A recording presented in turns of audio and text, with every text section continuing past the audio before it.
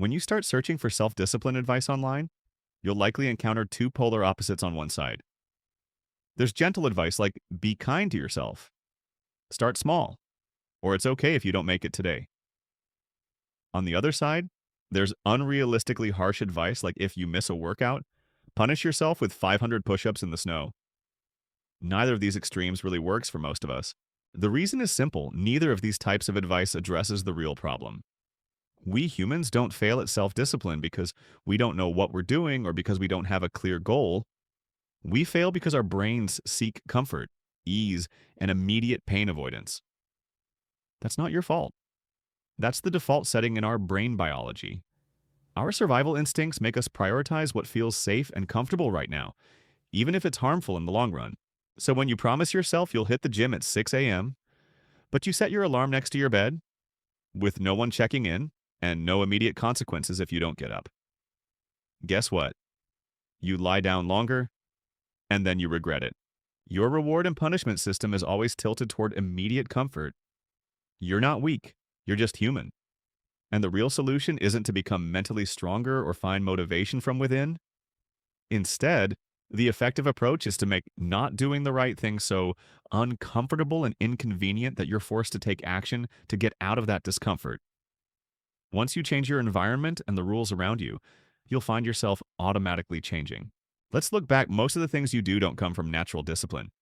You go to work every day not because you love it unconditionally, but because getting fired would have serious consequences. You pay your rent on time not because you enjoy giving money to your landlord, but because living on the streets is worse. This shows that you already have the ability to be disciplined. You just need the right kind of stimuli and consequences to trigger it. That's the key. If you can't rely on willpower, change your environment to force yourself to comply. Discipline, after all, is not a divine quality, but a logical response to the reward and punishment system you live in. For example, if you want to wake up early but always hit the snooze button, put your alarm clock on the other side of the room. As soon as it goes off, force yourself to get up to turn it off. Leave a glass of water nearby. When you get up, drink it. Your body starts to wake up, and then getting back to bed is no longer appealing. Discipline is actually a result of systems, not personalities. And systems can be designed, tuned, optimized. Anyone can do it if they understand it properly. If you keep losing focus while working, the common advice is try to focus more. The problem is that your brain doesn't work that way. When watching a space analysis video in cars suddenly seems more interesting than the spreadsheet you're working on, you're not failing because you lack discipline. You're just a human being responding to stimuli. So instead of trying to resist temptation, eliminate it. Put your phone in another room. Turn it off completely. If you need to be more drastic, use a website blocker, but choose one that can't be easily turned off because you love it unconditionally, but because getting fired would have serious consequences. You pay your rent on time not because you enjoy giving money to your landlord, but because living on the streets is worse. This shows that you already have the ability to be disciplined. You just need the right kind of stimuli and consequences to trigger it. That's the key. If you can't rely on willpower, change your environment to force yourself to comply.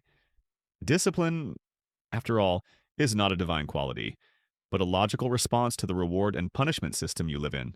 For example, if you want to wake up early but always hit the snooze button, put your alarm clock on the other side of the room.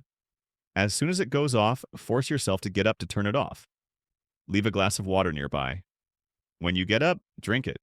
Your body starts to wake up, and then getting back to bed is no longer appealing. Discipline is actually a result of systems, not personalities.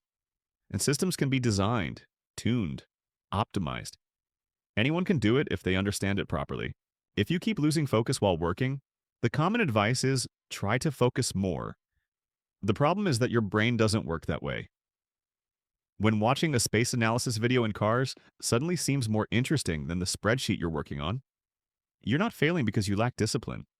You're just a human being responding to stimuli. So instead of trying to resist temptation, eliminate it. Put your phone in another room.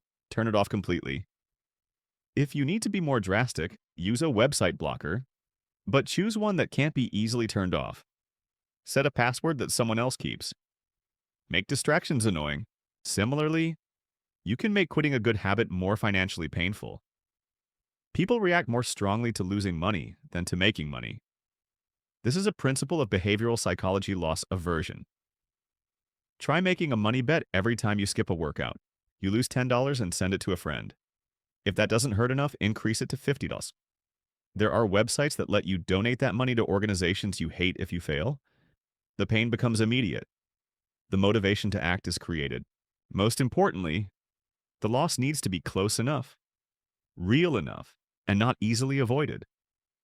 When your brain realizes that the cost is clear and immediate, it learns to respond differently.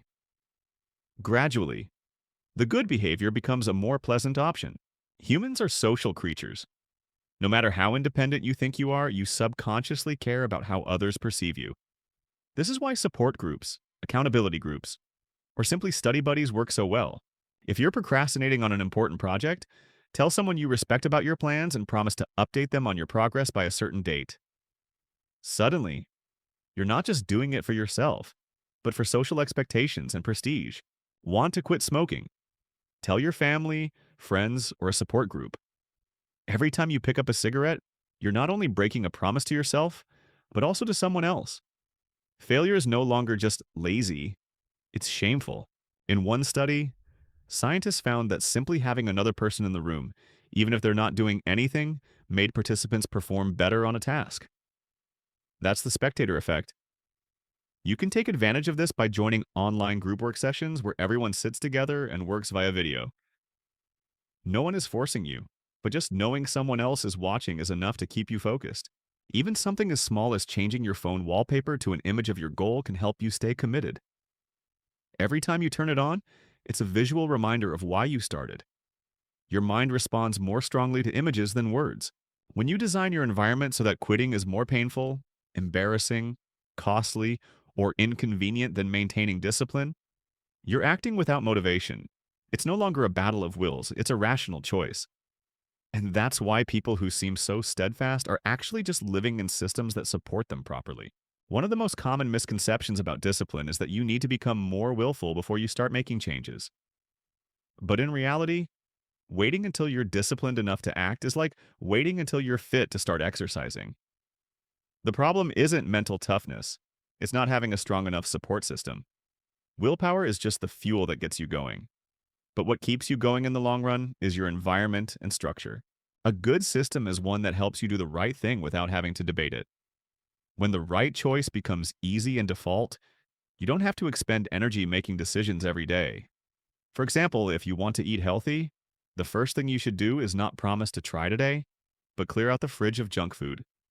When the only thing you see in your kitchen are vegetables and eggs, you'll eat them not because you've suddenly become responsible, but because it's the easiest option. A powerful way to establish a new habit is to connect it to an existing behavior. When a familiar action is linked to a new action, the brain has less to think about. For example, after brushing your teeth in the morning, you might meditate for 2 minutes.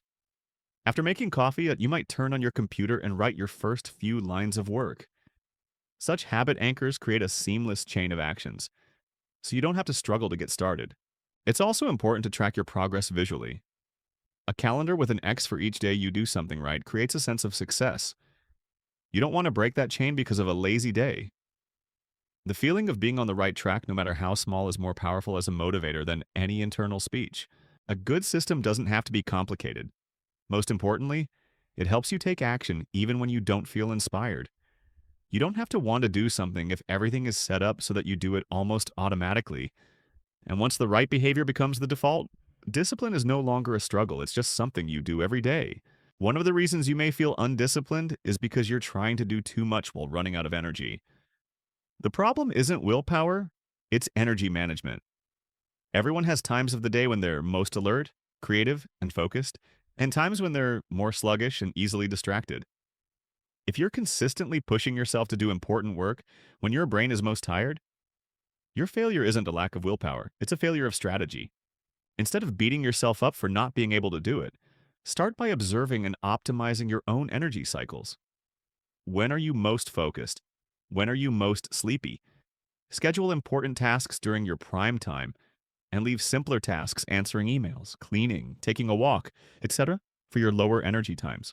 Also, understand that energy is a finite resource. If you spend all your energy making too many small decisions, what to eat for breakfast, what to wear to work, what to exercise this afternoon, then when it's time to make a big decision, like starting a project, learning a new skill, or working out, you'll be depleted. That's why the most disciplined people practice decision minimization. They eat the same thing, wear the same thing, and stick to a fixed schedule. They conserve their willpower for more important things. Finally, don't underestimate the importance of proper rest.